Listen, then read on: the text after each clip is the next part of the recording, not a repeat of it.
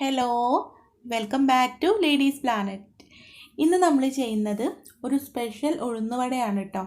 ഇതിലേക്ക് നമ്മൾ 2 secret ingredients ഒക്കെ ചേർത്തിട്ടാണ് ഇത് ഉണ്ടാക്കുന്നത്.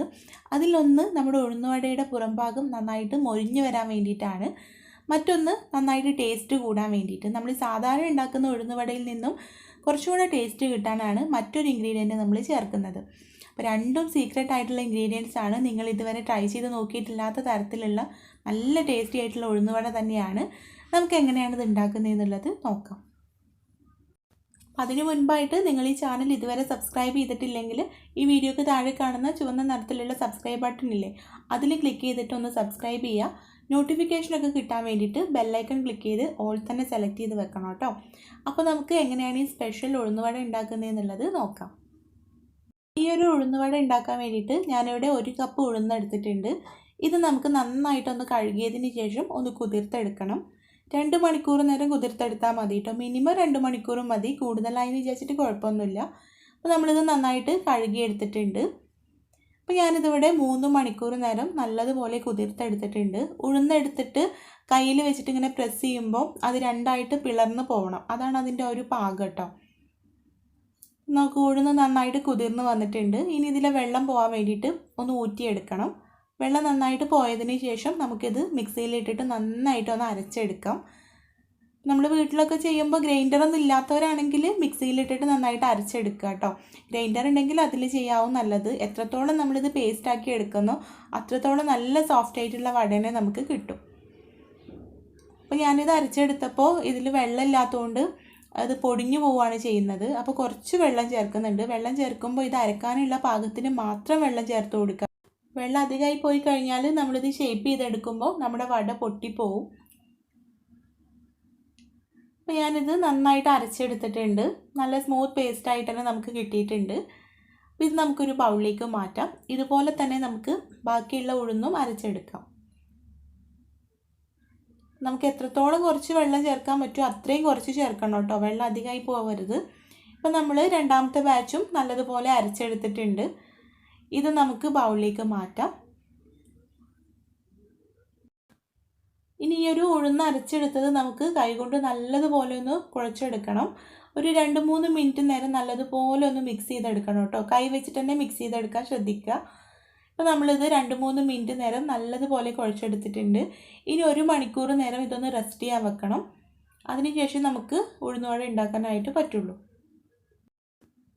ഇപ്പോൾ 1 മണിക്കൂർ ആയിട്ടുണ്ട്. ഇനി നമുക്ക് ഉഴുന്നുവട ഉണ്ടാക്കാനായിട്ട് തുടങ്ങാം. അതിന് മുൻപായിട്ട് ഇതിലേക്ക് 1-2 ഇൻഗ്രീഡിയൻസും കൂടെ ചേർത്ത് കൊടുക്കാനുണ്ട്. ഞാനിപ്പോൾ ചേർക്കുന്നത് ഒരു ചെറിയ സവാളയുടെ പകുതി പൊടിയായിട്ട് അരിഞ്ഞത്, പിന്നെ 1 ടീസ്പൂൺ ഇഞ്ചി പൊടിയായിട്ട് അരിഞ്ഞത്,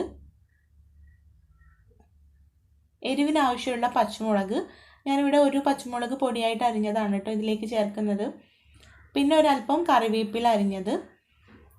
ഇത്രയാണ് നമ്മൾ ഇതിലേക്ക് ചേർത്ത് കൊടുക്കേണ്ടത്.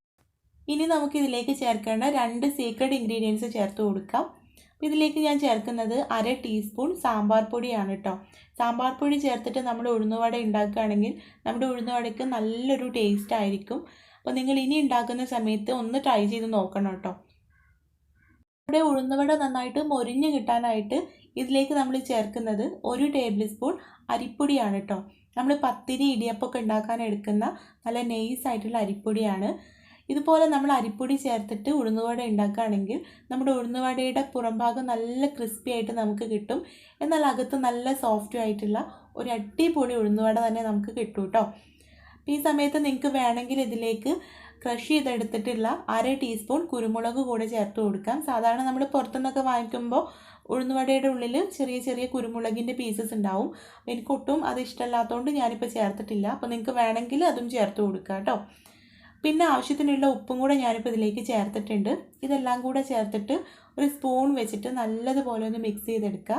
ഇനി നമ്മൾ കൈ വെച്ചിട്ട് മിക്സ് ചെയ്യരുത് കേട്ടോ. സ്പൂൺ വെച്ചിട്ട് മിക്സ് ചെയ്താൽ മതി.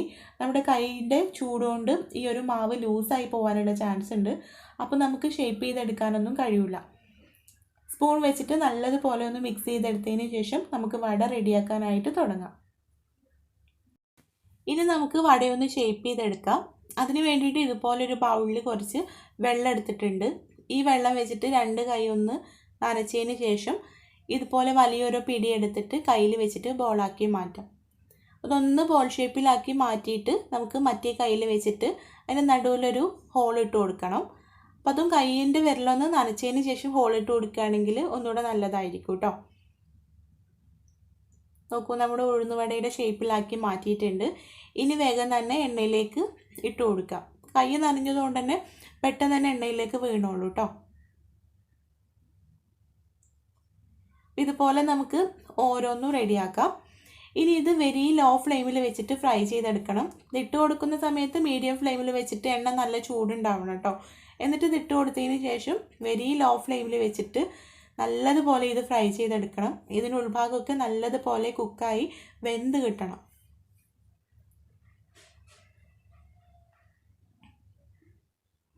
നോക്കൂ, നമ്മുടെ ഉഴുന്നുവട ഇവിടെ റെഡി ആയിട്ടുണ്ട്. ഇത് നമുക്ക് എണ്ണയിൽ നിന്ന് മാറ്റാം. ഇതുപോലെ തന്നെ നമുക്ക് ബാക്കിയുള്ളത് റെഡിയാക്കാം. ആദ്യം ചെയ്തതിന് ചെറിയ ഹോളിന് കുറച്ചൊരു വലിപ്പം കുറവാണല്ലേ, അപ്പോൾ ഇതുപോലെ ഒന്നുകൂടെ നല്ലതുപോലെ ഹോളിട്ട് കൊടുക്കാം കേട്ടോ. ഇതുപോലെ നമുക്ക് ഓരോന്നും ഫ്രൈ ചെയ്തെടുക്കാം. ഉഴുന്നുവട നമ്മൾ സാധാരണ ചട്നി കൂട്ടിയിട്ടാണല്ലോ കഴിക്കുന്നത്. അപ്പോൾ അതുകൊണ്ട് തന്നെ ഇതിൻ്റെ കൂടെ ഒരു സിമ്പിളായിട്ടുള്ളൊരു തേങ്ങാ ചട്നി കൂടെ ചെയ്യുന്നുണ്ട്. നിങ്ങൾക്ക് താല്പര്യം ഉണ്ടെങ്കിലും കാണാം കേട്ടോ, അല്ലെങ്കിൽ സ്കിപ്പ് ചെയ്യാം. സാധാരണ നമ്മൾ ചെയ്യുന്നൊരു തേങ്ങാ ചട്നി തന്നെയാണ്. അപ്പോൾ അതിന് വേണ്ടിയിട്ട് മിക്സിയുടെ ജാറിലേക്ക് 2 പിടി തേങ്ങ ചിരവിയത് ചേർത്തിട്ടുണ്ട്. ഇനി ഇതിലേക്ക് ചെറിയൊരു കഷ്ണം ഇഞ്ചി ചേർത്ത് കൊടുക്കുക. ഉഴുന്നുവടയിലേക്ക് എടുത്തതിൻ്റെ ബാക്കി 2 പീസാണ് കേട്ടോ, അതാണ് ഇതുപോലെ സ്ലൈസ് ചെയ്ത പോലെ ഇരിക്കുന്നത്. ഇനി ഇതിലേക്ക് 2 വറ്റൽമുളക് ചേർത്ത് കൊടുക്കുക. ഞാനിവിടെ കാശ്മീരി മുളകാണ് കേട്ടോ എടുത്തിട്ടുള്ളത്. നമ്മുടെ ചട്നിക്ക് നല്ലൊരു കളറ് കിട്ടാൻ വേണ്ടിയിട്ടാണ്. കളറും പാകത്തിനുള്ള എരിവും ഉണ്ടാവും. ഇനി ആവശ്യത്തിനുള്ള ഉപ്പും കൂടെ ചേർത്തിട്ട് ഒരല്പം വെള്ളം ചേർത്തിട്ട് നമുക്കിത് നന്നായിട്ടൊന്ന് അരച്ചെടുക്കാം. അപ്പോൾ നമ്മളിത് നന്നായിട്ട് അരച്ചിട്ടുണ്ട്. ഇതൊരു ബൗളിലേക്ക് മാറ്റാം. ഇനി ഇതിലേക്ക് നമുക്ക് കുറച്ച് കടുകും കറിവേപ്പിലൊന്ന് താളിച്ചിടാം. അപ്പോൾ ഇത്രയേ ഉള്ളൂ. വളരെ സിമ്പിളായിട്ട് നമ്മളെപ്പോഴും ചെയ്യുന്ന രീതിയിലുള്ളൊരു ചട്നി തന്നെയാണ്. ഈ ഒരു ചട്നിയിൽ ഡിപ്പ് ചെയ്തിട്ട് നമ്മുടെ ഉഴുന്നുവട കഴിക്കുകയാണെങ്കിൽ അടിപൊളി ടേസ്റ്റാണ് കേട്ടോ. പ്രത്യേകിച്ച് പറഞ്ഞു തരേണ്ട ആവശ്യമൊന്നുമില്ലല്ലോ അല്ലേ, നല്ല ടേസ്റ്റാണ്. അപ്പോൾ നിങ്ങളൊന്ന് ഉണ്ടാക്കി നോക്കണം കേട്ടോ. അകത്ത് നല്ല സോഫ്റ്റ് ആണെങ്കിൽ പുറത്ത് നല്ല ക്രിസ്പി ആയിട്ടുള്ള നല്ല ടേസ്റ്റി ആയിട്ടുള്ള ഒരു ഉഴുന്നുവടയാണ്. അപ്പോൾ നിങ്ങൾ എന്തായാലും ഒന്ന് ഉണ്ടാക്കി നോക്കണം. നിങ്ങൾ ട്രൈ ചെയ്ത് നോക്കുന്ന സമയത്ത് ഫീഡ്ബാക്ക് അറിയിക്കാൻ മറക്കരുത്. അതുപോലെ വീഡിയോ ഇഷ്ടമായിട്ടുണ്ടെങ്കിൽ ലൈക്ക് ചെയ്യാനും ഷെയർ ചെയ്യാനും മറക്കരുത് കേട്ടോ. അപ്പോൾ നമുക്ക് അടുത്ത നല്ലൊരു വീഡിയോ ആയിട്ട് കാണാം. Thank you.